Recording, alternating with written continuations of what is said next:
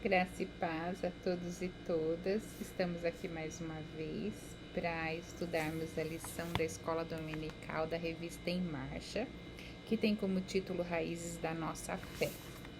Nós estamos na lição número 7, chamada Meios de Graça e Disciplinas Espirituais.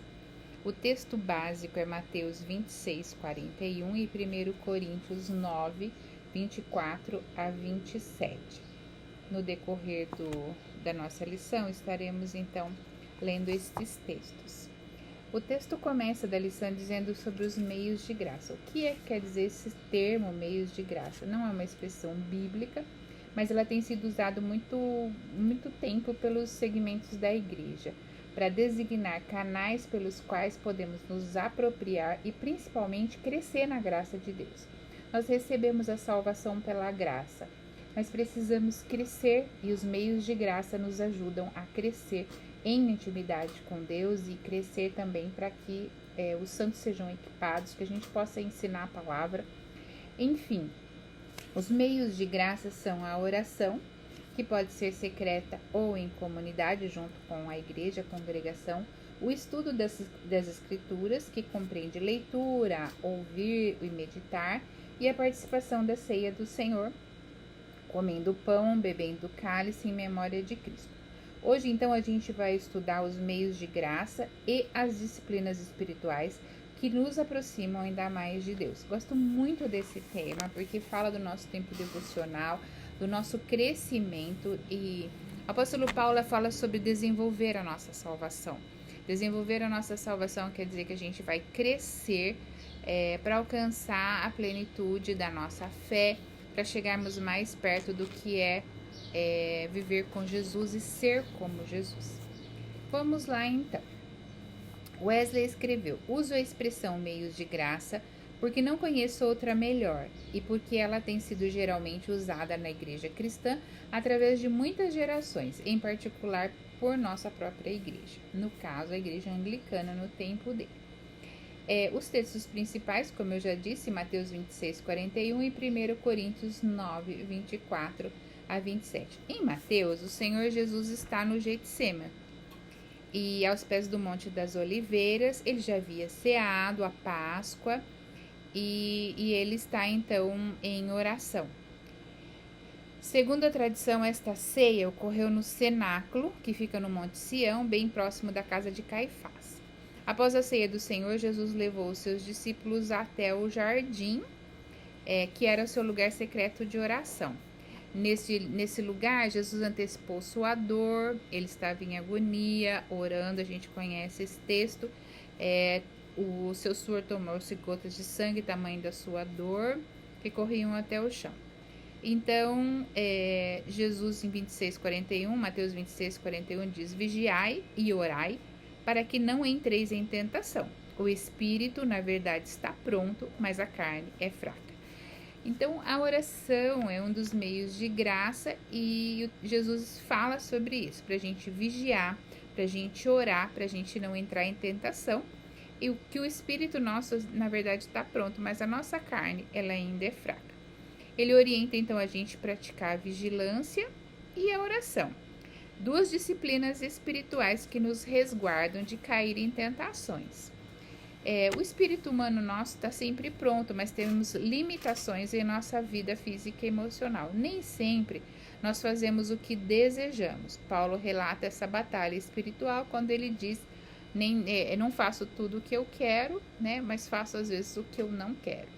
Isso significa que a nossa vida espiritual, ela não é automática. Quando você aceita Jesus, você acha assim: fui salvo, tá resolvido, não vou mais cair, tá tudo bem. Não é verdade, a gente precisa desenvolver isso, a gente precisa crescer na vida cristã. Ela não é automática, nós precisamos nos disciplinar. Tal como os atletas. Quando você resolve, a partir de hoje eu quero correr, não é simplesmente pôr um tênis e sair correndo, se você vai correr 40 quilômetros. Você tem que ter disciplina, você tem que treinar todos os dias, até que você, então, possa dizer: eu sou um corredor e eu posso fazer a maratona. A vida cristã não é diferente. Para a gente ser cristão, a gente precisa se disciplinar e fazer isso todos os dias. Como é que a gente cresce na vida cristã? Então a gente já viu, uma das coisas é orar e vigiar, depois ler a palavra todos os dias, e isso requer disciplina. John Wesley fala muito a respeito disso, de lermos a palavra e de orarmos como método devocional. E isso não é uma coisa que a gente faz automaticamente também. Requer disciplina e requer muita vontade. No começo é bem difícil da gente conseguir fazer todos os dias, mas isso é uma coisa de disciplina que, conforme você vai fazendo, você vai gostando cada dia mais, vai criando o hábito, e daqui a pouco você sente muita falta de ler a palavra e de orar, estar na presença de Deus. 1 Coríntios 9, 24 e 27 diz que nós precisamos, como atletas, correr para alcançar o prêmio, e para alcançá-lo não basta só desejar. Às vezes nós desejamos ser bons cristãos, mas a gente não assume uma postura de vida que nos favoreça nesse objetivo, ou seja, adquirindo novos hábitos, abandonando os hábitos velhos. E todo atleta, em tudo, ele precisa se dominar. Se um atleta que busca alcançar uma coroa corruptível, disse o apóstolo Paulo, se dedica tanto, muito mais nós que buscamos uma coroa incorruptível.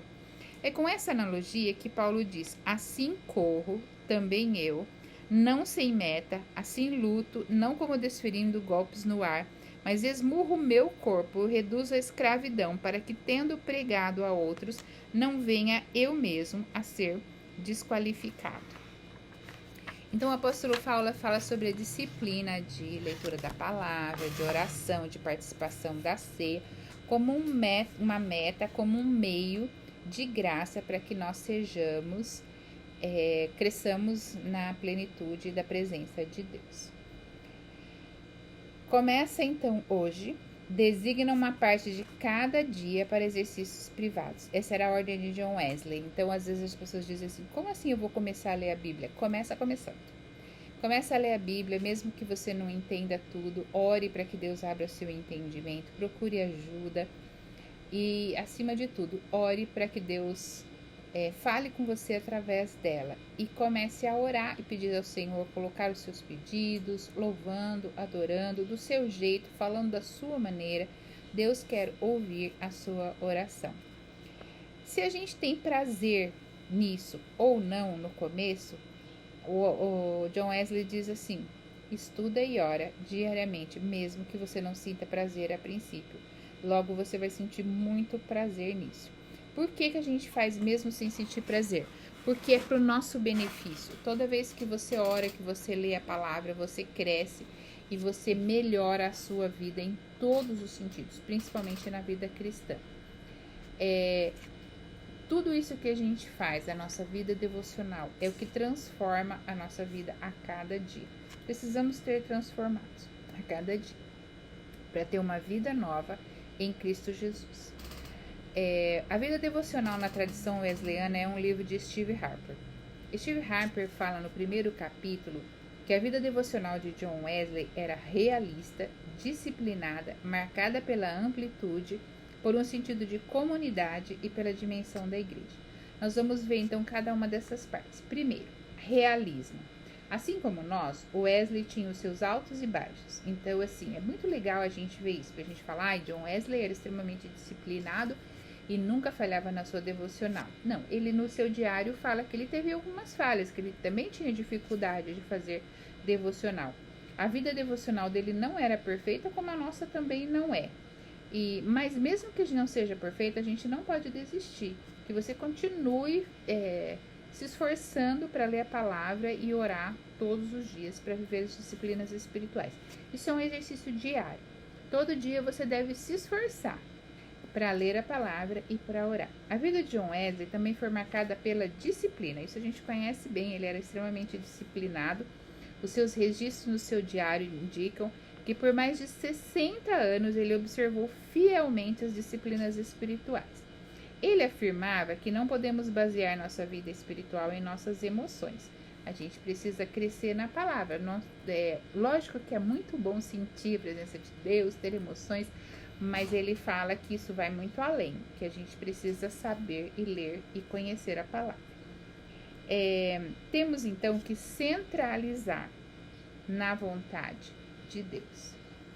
Ela tem que resultar do nosso sentido de necessidade. Você acha que tem necessidade de ler a palavra, de ouvir a palavra e de estudar a palavra e orar? Eu tenho muita necessidade. Quando eu não faço isso, eu fico triste, vou perdendo o rumo, vou perdendo a direção.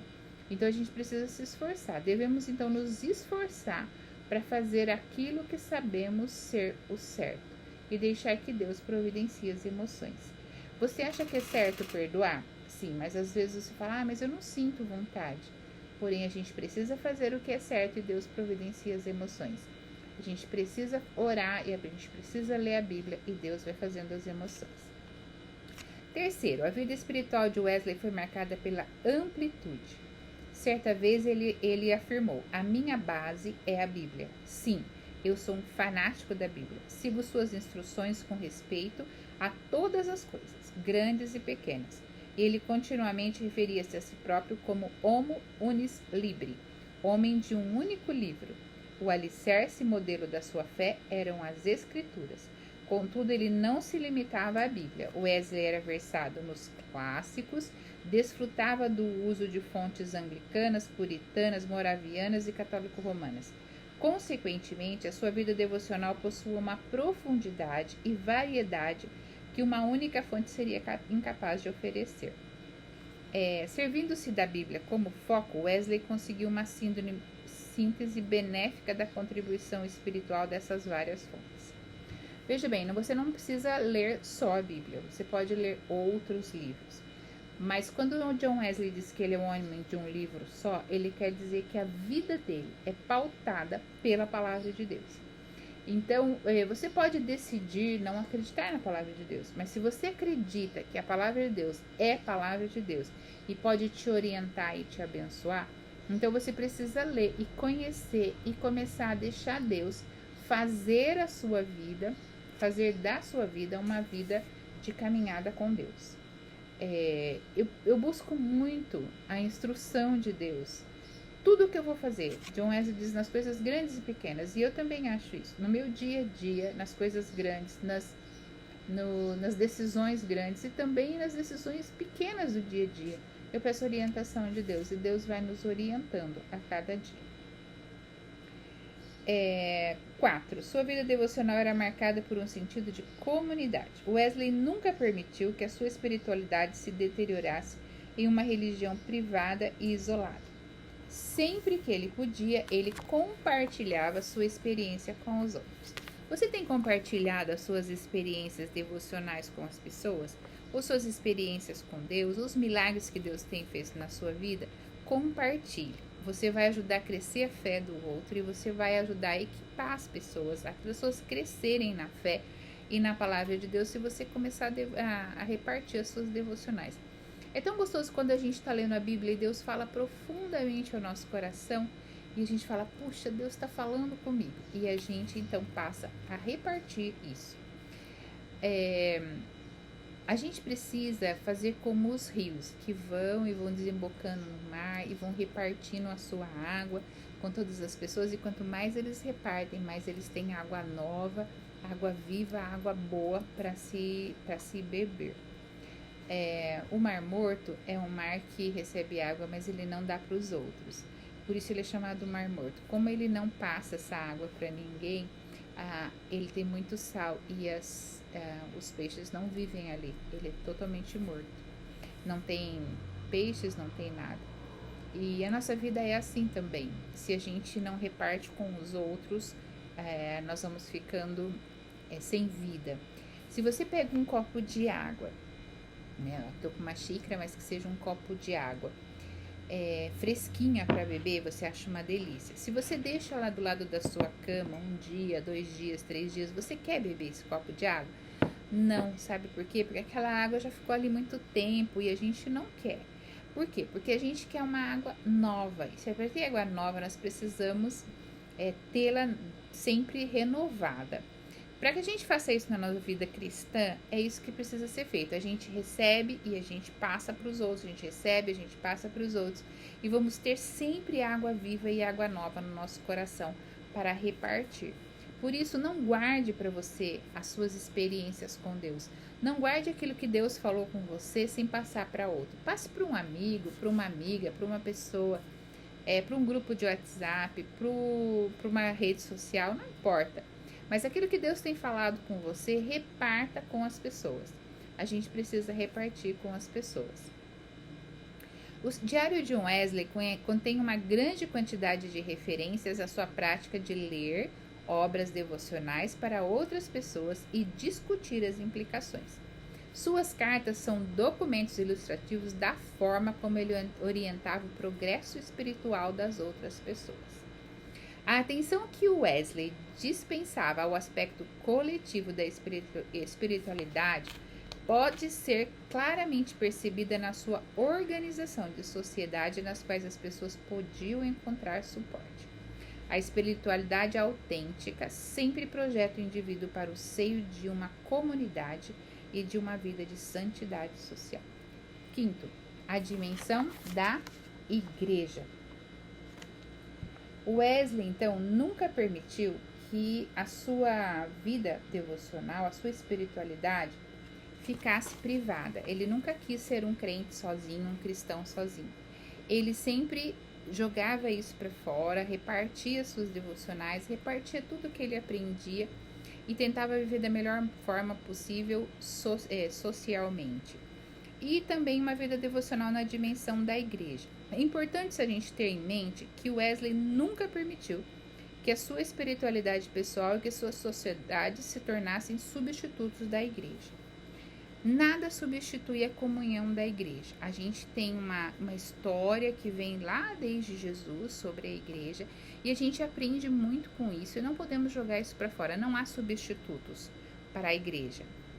Wesley mantinha o seu relacionamento com a igreja anglicana e esperava que os seus seguidores também fizessem o mesmo. Fielmente ele participava das orações de manhã e de noite, participava da ceia uma vez a cada 4 ou 5 dias, normalmente em um altar anglicano. Observava as festividades e jejuns e oração. O avivamento de Wesley nunca deteriorou o significado nem a dimensão da igreja e da sua liturgia. Como vimos, elas são meios de graça. Tudo isso são meios de graça. Oração, leitura da palavra. O que é um meio de graça? São meios, são coisas que nos aproximam do Senhor. Meios que a gente vai crescendo e ficando mais perto do Senhor a cada dia. Todos nós queremos ter mais intimidade com Deus, mais intimidade com a palavra, mais intimidade com o Senhor. E esses são meios que foram propostos e estão sendo propostos a vida toda para nós. Disciplinas espirituais, meios de graça, são meros exercícios espirituais. Então, disciplinas espirituais e os meios de graça são exercícios. Se você quer ter uma vida saudável, você precisa fazer exercício, você precisa comer direitinho, você precisa comer coisas saudáveis, você tem que fazer exames periódicos, são várias coisas, não são? Para você ter uma vida saudável e espiritual, você também precisa fazer alguns tipos de exercícios e algumas disciplinas. Sua força está na comunhão com o Senhor Jesus. Quanto mais você buscar disciplinas espirituais e meios de graça para estar mais perto e mais em comunhão com Jesus, aí vem mais a sua força. Sabe por que nós temos cristãos muito fracos? Porque são cristãos que não leem a palavra, não oram, não buscam o Senhor todos os dias. Se nós buscamos o Senhor todos os dias, nós vamos ser cristãos cada dia mais fortes. E fortes no sentido de, apesar das lutas, não desanimar, não desistir, porque o Senhor nos fortalece a cada dia, através da palavra, através da oração, e uma relação de intimidade, amor e convivência com o Pai, com o Filho, com o Espírito Santo e com os irmãos, com a igreja, com as pessoas que nós temos comunhão. Essa relação com Deus nos leva às obras de justiça e misericórdia. Quando nós buscamos a palavra, quando nós lemos, quando nós oramos, nós começamos também a querer fazer coisas para as pessoas.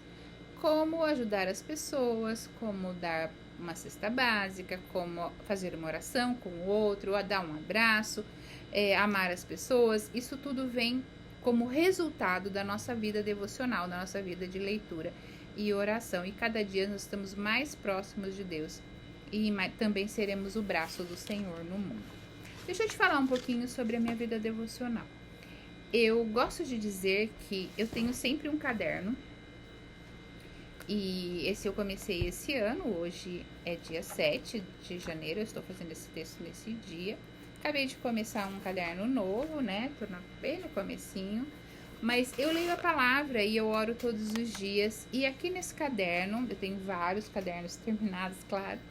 Nesse caderno eu anoto os meus pedidos de oração, os meus agradecimentos de oração. Eu anoto o que Deus falou comigo naquele dia. Eu anoto o texto que eu li. E eu faço da seguinte forma. Eu pego a minha Bíblia, eu escolho um livro da Bíblia para eu ler. Eu leio um livro a cada, até terminar, depois eu leio o próximo livro. Agora eu estou lendo Isaías. E eu leio um capítulo por dia. Você não necessariamente precisa ler um só, é o que eu gosto de fazer. Eu leio um capítulo por dia, anoto na Bíblia a data que eu li. Eu oro para que Deus fale comigo. Eu anoto no caderno que Deus falou comigo. E nesse dia eu também faço as minhas orações, eu faço pedidos, eu faço agradecimentos. E sempre eu dou uma checada nesse caderno para ver o que Deus já respondeu, para eu dizer: Deus, muito obrigada, o Senhor já respondeu essa oração. E continuo orando pelas outras. Coloco o nome de pessoas. E por que eu mantenho isso escrito? Porque é mais fácil de eu não esquecer. Deus não precisa que eu escreva, né? Eu posso orar falando, eu posso só ler a palavra, mas eu esqueço. E eu preciso dessa ajuda. Eu preciso anotar. Muitas vezes na minha Bíblia eu abro e tem uma data em que eu pedi proteção, por exemplo, para as minhas filhas em algum determinado momento muito específico. Como esses dias eu estava lendo, eu estava pedindo proteção para a Rocieli naquele tempo de pandemia e ela estava longe. E eu pude dizer: Deus, muito obrigada, porque naquele momento em que estava tão difícil, o Senhor protegeu, cuidou, ela não pegou Covid. Mas eu orei por isso, eu clamei por isso, eu escrevi que eu estava clamando por isso, eu grifei o texto que Deus tinha me dado. E aí eu lembrei que eu tinha pedido, que Deus tinha me respondido e eu precisava agradecer. Então, o escrever, o registrar é uma disciplina que eu tenho para mim mesma. Não é para Deus. Eu não preciso escrever para Deus, não preciso escrever uma carta para Deus. Deus conhece o meu pensamento, Ele ouve a minha oração. Mas eu preciso fazer isso para mim mesma. Para que eu me lembre de agradecer, para que eu me lembre de pedir aquilo que eu ainda não recebi, ou se a resposta é não, ou espere, eu vou pedir ao Senhor que dê graça ao meu coração, que dê paz ao meu coração, que me dê confiança e fé. É muito importante. John Wesley tinha um diário, ele tinha 2 diários. Um diário que ele repartia com as pessoas e um diário que era só dele. E é bem interessante que a gente tenha o nosso diário de oração, que a gente tenha um texto, um caderno em que você possa escrever os seus pedidos, as suas dores, os seus sofrimentos, as suas alegrias, o seu motivo de gratidão. E que a gente faça isso sempre, em nome de Jesus. Que as disciplinas, né, espirituais, que os meios de graça, como oração, a leitura da palavra, a Santa Ceia, a comunhão com a igreja, sejam parte da sua vida todos os dias. Eles são meios para a gente conseguir a intimidade maior com o Senhor, para a gente crescer na presença de Deus a cada dia. Como nós precisamos crescer, como nós precisamos aprender com o Senhor. E esse é um modo de nós crescermos na presença de Deus, meios de graça e disciplinas. Louvado seja o nome do Senhor. Vamos orar? Deus, eu quero entregar nas tuas mãos cada pessoa que está assistindo este vídeo em nome de Jesus. E que todas elas sejam incentivadas a ler a sua palavra, a orar, a buscar a tua igreja, a ter comunhão com as pessoas, a dedicar o seu tempo à leitura da palavra e à oração todos os dias, participando da Santa Ceia, que esses meios as levem a ter mais intimidade contigo, mais compromisso com a tua obra e com a tua causa e com a tua presença. Em nome de Jesus, muito obrigada, Senhor, porque nós temos a sua palavra para nos orientar. E ela realmente, como diz no Salmo 119, ela é lâmpada para os meus pés, para os nossos pés, e luz para o nosso caminho. Muito obrigada pela sua palavra que nos conduz, pela sua palavra que nos orienta e nos mostra o caminho que devemos seguir. Muito obrigada por tudo, em nome de Jesus. Amém e amém. Que Deus te abençoe ricamente e que você possa cada dia usufruir dos meios de graça que foram para nós deixados, para que cresçamos na presença de Deus. Amém.